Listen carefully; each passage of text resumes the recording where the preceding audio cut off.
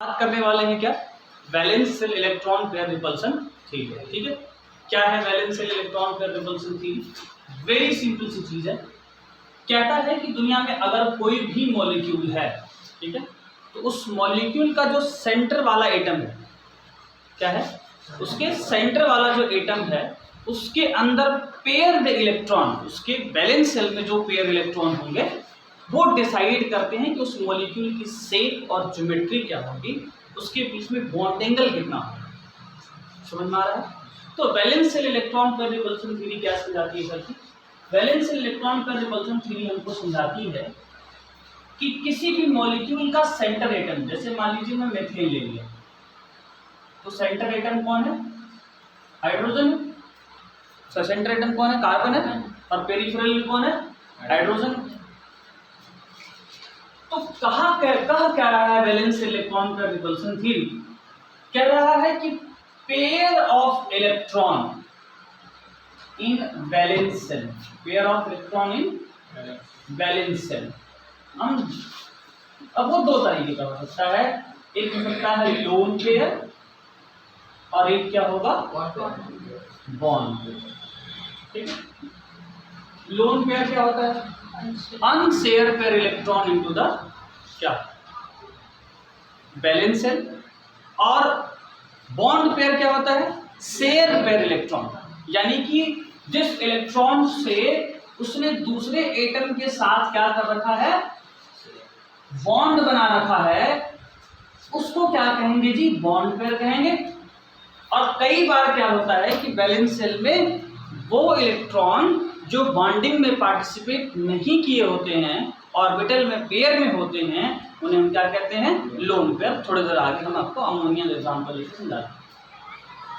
तो मैंने क्या सीखा? Valence shell electron pair repulsion theory कहती है कि किसी भी मॉलिक्यूल के अंदर जो उसका सेंटर वाला एटम है उसके अंदर पेयर ऑफ जो इलेक्ट्रॉन है उसके वैलेंस शेल में, वो उस मॉलिक्यूल की शेप, ज्योमेट्री और बॉन्ड एंगल को डिसाइड करती है। क्या डिसाइड करेंगे?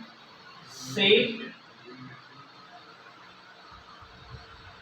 ज्योमेट्री और साथ ही साथ बॉन्ड एंगल भी।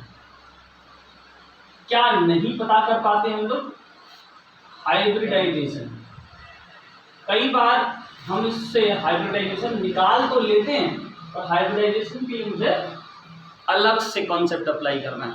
ठीक है, या हम यहाँ वीबीटी वैलेंस बॉन्ड थ्योरी को भी अप्लाई नहीं करते हैं। हम ये डिसाइड नहीं कर पाते हैं कि किस वैलेंस शेल के ऑर्बिटल के अंदर, है ना, या सबसेल के अंदर कितने इलेक्ट्रॉन हैं, ये हम यहाँ देख नहीं पाते। बट कई बार क्या होता है, हम लोग उसको एक ही में मिला देते हैं।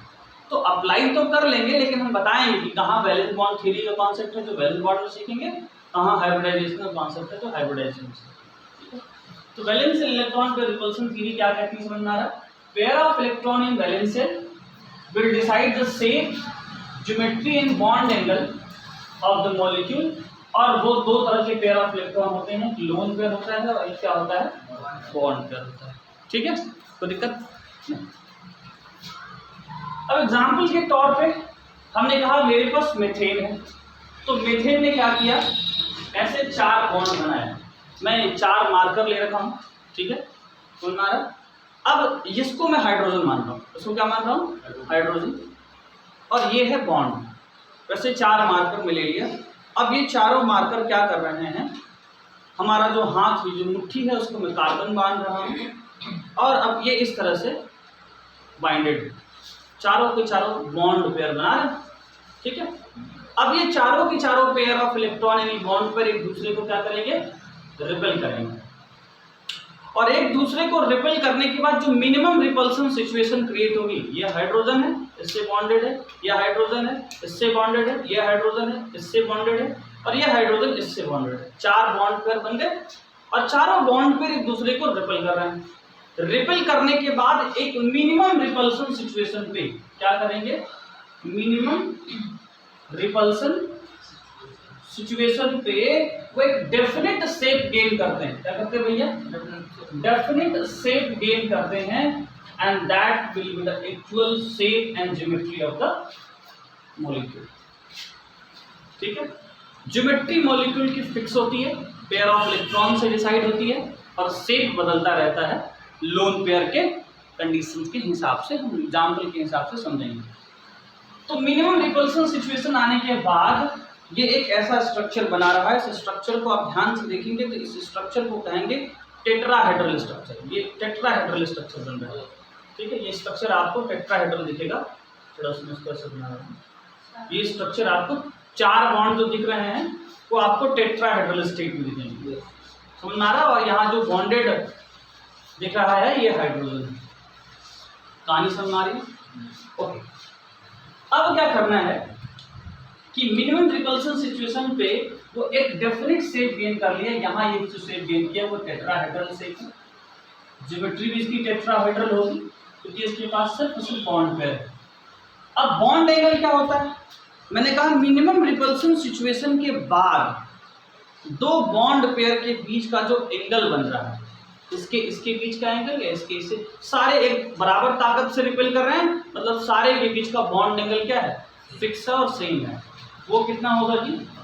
109 डिग्री 28 मिनट या 109.5 डिग्री बॉन्ड एंगल होता है, जिसके पास 4 बॉन्ड पेयर होंगे उसके लिए, ठीक है। ये एग्जांपल था। तो valence pair electron pair repulsion theory समझ में क्या है? Valence electron pair repulsion theory यही कहती है कि किसी भी मॉलिक्यूल का सेंटर वाले एटम के वैलेंस सेल में जितने पेयर ऑफ इलेक्ट्रॉन हैं वो उस मॉलिक्यूल का शेप डिसाइड करते हैं, ठीक है। अब वो जो पेयर ऑफ इलेक्ट्रॉन है वो 2 हो सकते हैं, एक लोन पेयर और एक बॉन्ड पेयर, ठीक है। लोन पेयर जो होता है वो डायरेक्शनल नहीं होता है, जबकि बॉन्ड पेयर सारे के सारे क्या होते हैं? डायरेक्शनल होते हैं। बॉन्ड पेयर कैसे बनेगा? 2 एटम के बीच में इलेक्ट्रॉन के शेयरिंग के चलते बनता है। और लोन पेयर जो होता है वो सेंटर एटम के जो मॉलिक्यूल है या सेंटर एटम है उसके वैलेंस सेल के अंदर जो पेयर ऑफ इलेक्ट्रॉन है उससे डिसाइड होता है। मैं अभी इसको एक्सप्लेन कर देता हूँ, एग्जाम्पल ले लेता हूँ। जैसे मान लीजिए कि मैं लोन पेयर की बात करता हूँ तो मेरे पास अमोनिया है, ठीक है। तो अमोनिया को देख लो, अगर अमोनिया में सेंटर एटम देखोगे तो कौन है? नाइट्रोजन है। नाइट्रोजन के वैलेंस सेल में 5 इलेक्ट्रॉन होते हैं, ठीक है।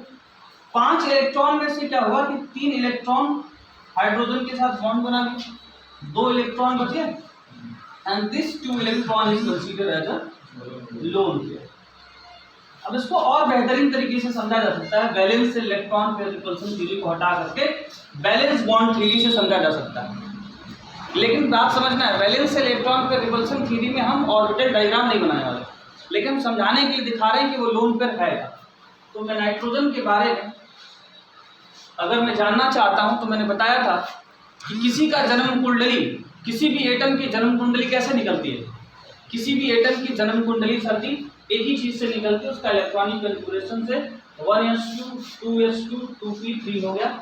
अब अगर आप इसको गौर फरमाएंगे साहब तो आप देखिए तो s ऑर्बिटल में 2 इलेक्ट्रॉन हैं और p ऑर्बिटल में कितने हैं? p ऑर्बिटल में 1-1 इलेक्ट्रॉन। ये हाइड्रोजन के साथ बॉन्ड बना लिए और जो ये वाला इलेक्ट्रॉन है वो बॉन्ड नहीं बना पाया है, इसलिए ये कैसा इलेक्ट्रॉन है? लोन पेयर बेटा। और ये तीनों क्या है? ये तीनों बॉन्ड है, ठीक है। अब इसके पास भी 4 इलेक्ट्रॉन हैं, तो जिसके पास भी 4 पेयर ऑफ इलेक्ट्रॉन होंगी उसकी ज्योमेट्री तो टेट्राहेड्रल होने वाली है। ज्योमेट्री क्या होगी इसकी? ज्योमेट्री तो टेट्राहेड्रल ही होगी, लेकिन शेप बदल जाएगा। क्यों शेप बदल जाएगा? शेप क्यों चेंज हो जाएगा भाई? क्योंकि लोन पेयर डायरेक्शनल नहीं होता है। जब लोन पेयर डायरेक्शनल नहीं होगा तो इस मॉलिक्यूल का जो शेप बनेगा वो बन जाएगा कैसा? इस मॉलिक्यूल का शेप जो बन जाएगा वो बन जाएगा पिरामिडल। कैसा शेप बन जाएगा? Pyramidal shape. समझ में आ रहा बात?